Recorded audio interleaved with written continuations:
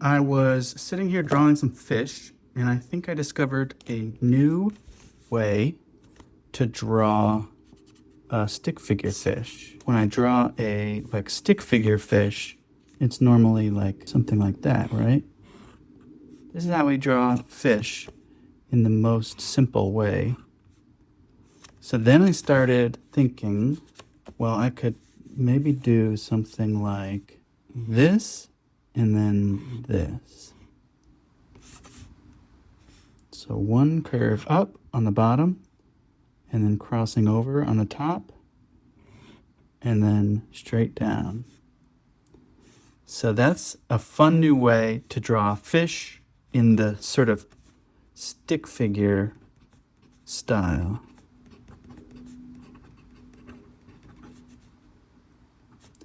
But then I wanted to take it a step further because then I figured out that I'm sort of missing like a fin here. And I'm also kind of like, I wanted to elaborate on the tail as well. So let me just do it the way that I kind of landed on it, which is this.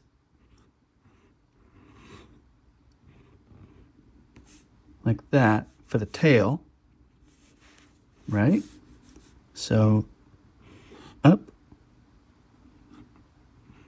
and then sort of two petals, up, and then straight down. That's all one line, and it's very simple, and you get this nice fish mouth style. And then I wanted to add that fin, that little fin, a little arm, a little fish arm. And so here's where I got to.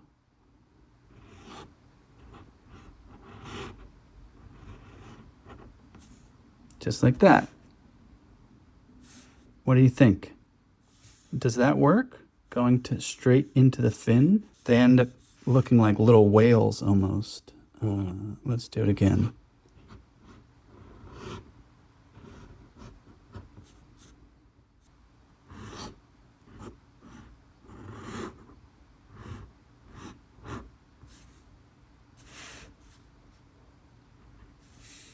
What might be cool too is if I can figure out how to do, I don't even know what you would call this, but you know, like this shape.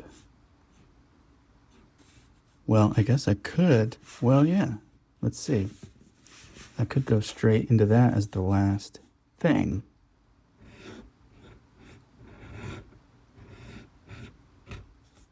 Yeah, just like that.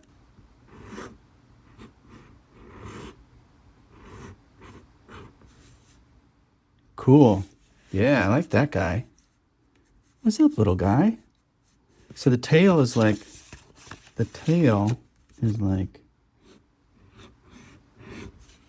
this shape.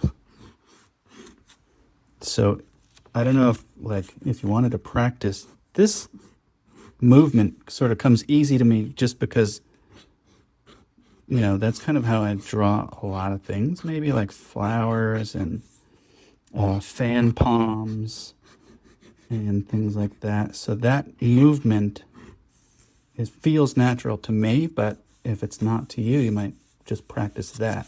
Up, and then curve, and then curve, and then up. Up, curve, curve down, straight up. Straight up, curve, curve down, straight up. So that's the tail. And the bottom is pretty easy because it's just this. And then you're just keeping in mind that the tail's going to be there. So you kind of overshoot maybe a little bit there. And then just follow through. Make sure you don't connect here because then you're going to drop that straight down. Follow through here. Finish the fin. And then one last curve for the face gill area. Pretty cute. He's a pretty cute guy.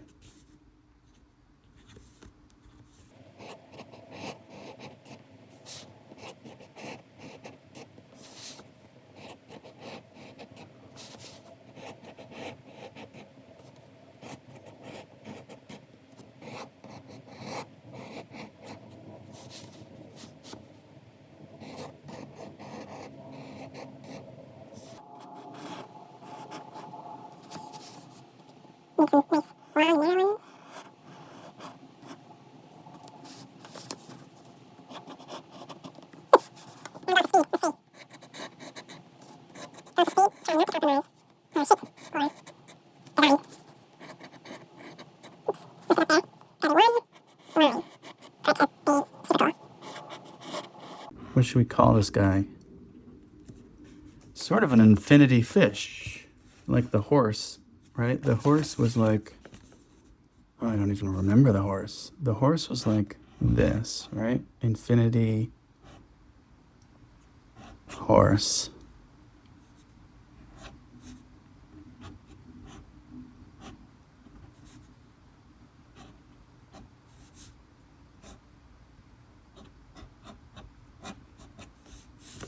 Like a dog or a llama, but you know, that was the general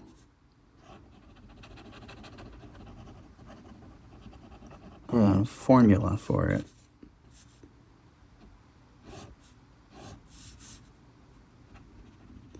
Sometimes if you don't draw the hair, the mane on a horse, it's like, it looks like anything but a horse until you put that mane in there. FYI. So, right. So that's like an infinity horse because of that shape. But the fish kind of has that infinity movement too. So I think we might have an infinity fish. I don't know. Maybe there's a better name so that we don't have to use the same terms for these things. I'm all ears if anyone has any ideas. It's swoopy. It's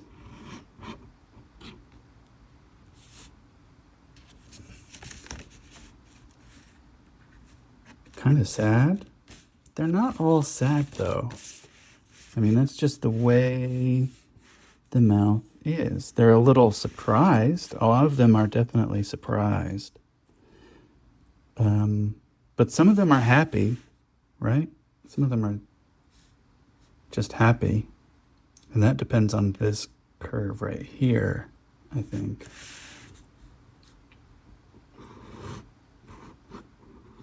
Oops. Did that one backwards.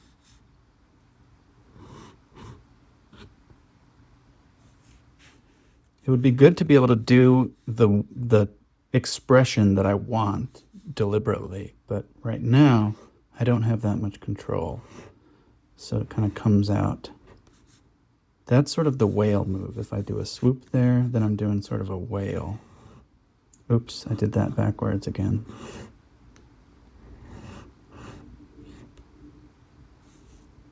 He's kind of horrified or disgusted.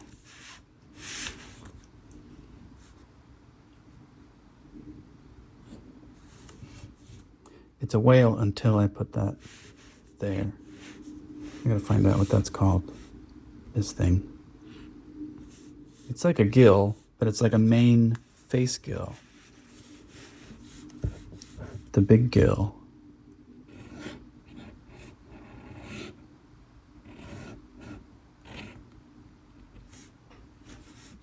Got kind of a Disney look to it too. I wonder if anyone else has done something. I'm sure someone else must have figured something close to this out. But exactly this? I don't know.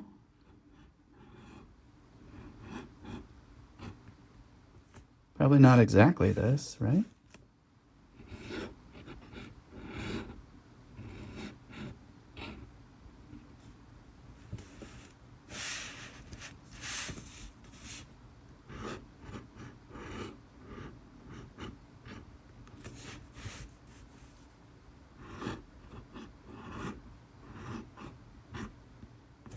I will say one thing. I think the fountain pen has a lot to do with these kinds of discoveries because of the feeling, the freedom of the strokes, as opposed to something like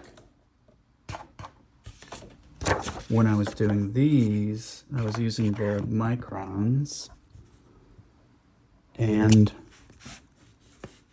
I don't tend to really get very swoopy. I'm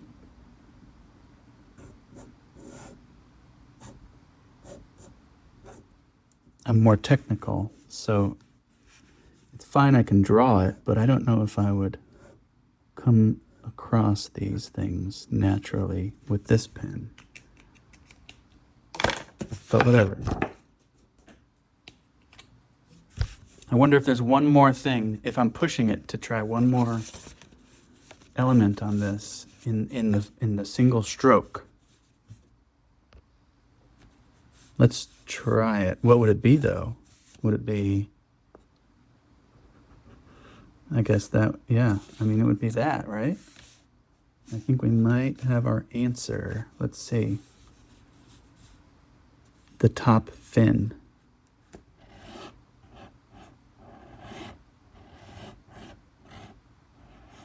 Yep. There it is. All one line. I don't know if that's cool that it's one line. I think more than it being cool that it's all one line, the one-lineness makes it a cool design. Like, you don't need to even know that it's one line. That's not what really matters. I think it's the fact that it's done in one line that makes it an appealing design or shape. I don't know. What do you guys think about that?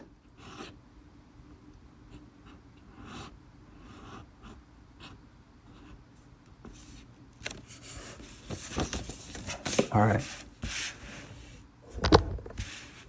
Just a few more, and then I'll let you guys go.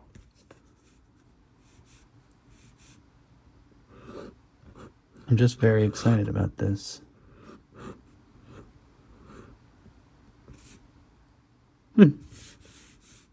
And the repeatability is the other important thing about it being one line. Oops, I forgot the top fin there.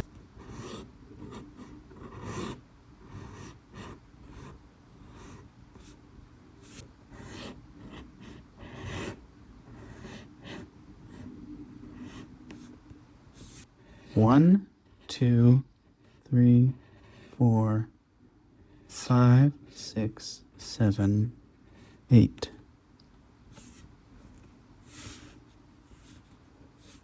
9.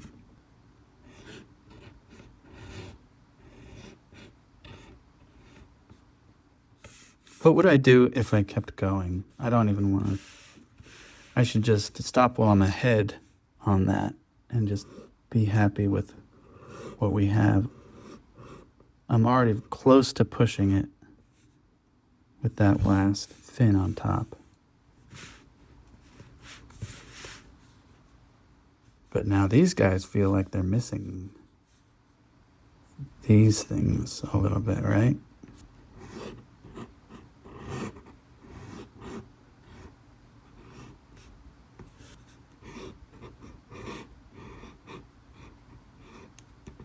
Now, I wonder if it'd be fun to do some stamps.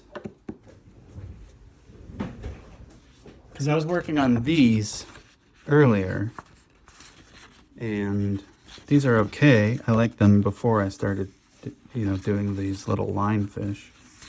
But these stamps were kind of fun, so I wonder if it'd be cool to try this with, on top of fish shapes. So let's do that next. All right, I'm using the archival, it's the Ranger archival ink. We'll do a light color. So let's do orange and yellow.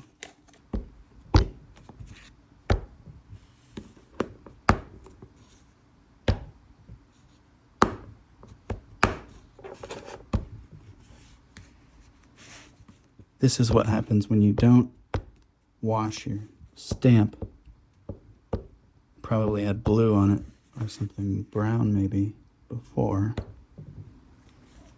And then eventually it cleans up and you get a nice bright lemon. Like lemons. All right. And then we'll do some orange.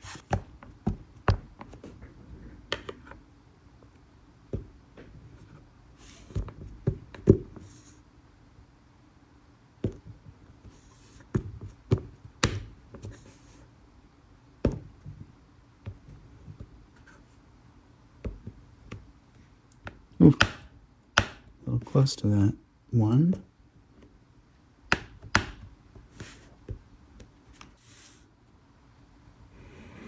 Oof. I gotta let this dry. While this dries, I'm gonna keep practicing.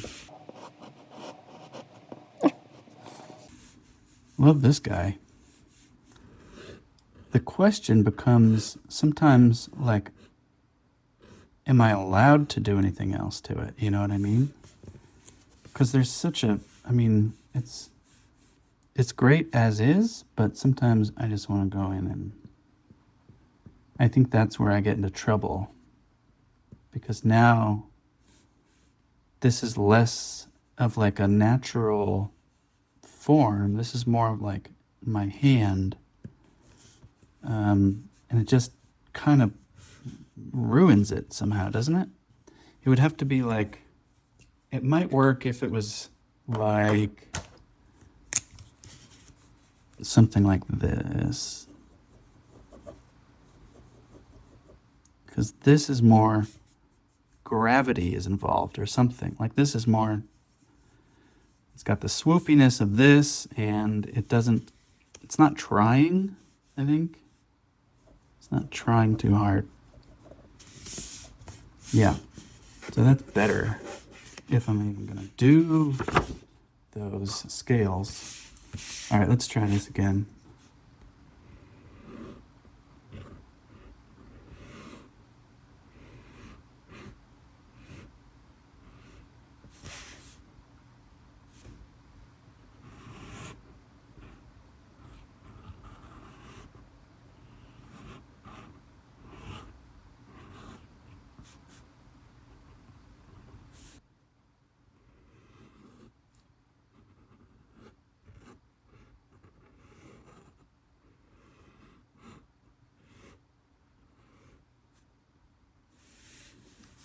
And I think it helps when I do account for that jaw, let's call it. I don't know if you call it a jaw in fish land, but if I make sure that's underneath the shape, I think that kind of helps.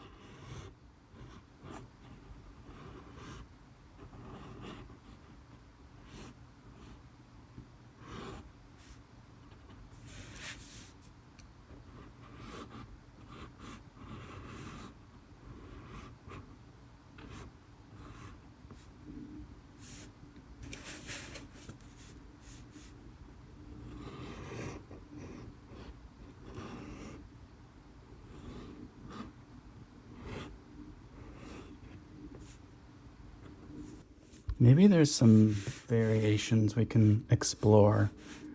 And let's get adventurous a little bit and do something like,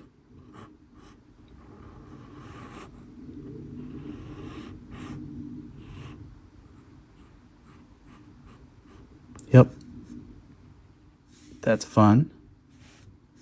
So we've got that variation.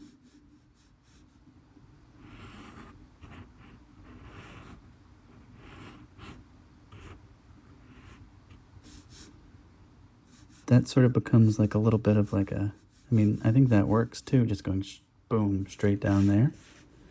The little mohawk. Let's see what else we can do. Get really sort of extravagant with the tail maybe.